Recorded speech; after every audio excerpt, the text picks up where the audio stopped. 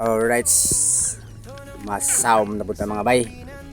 Hinay-hinay tagkamang diri kay basid magkuratan kung sa maista ni adre sa ilaw mga bay.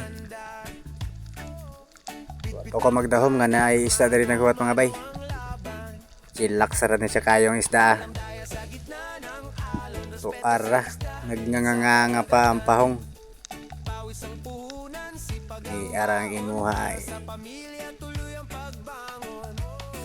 ikyas ka pa. Igo mga bay. Wadyo kalikay. Grabe relax lang tato sa lifted dito sa ilaw.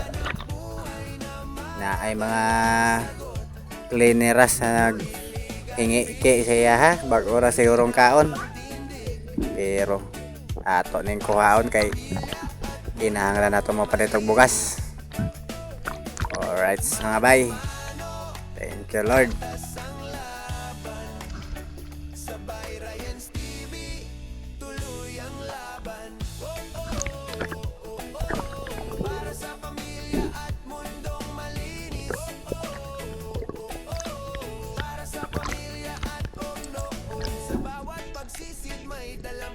Hindi lang huli kundi pangarap para sa bata. Inaalagaan ng bahura at bato para may bukas pa ang susunod na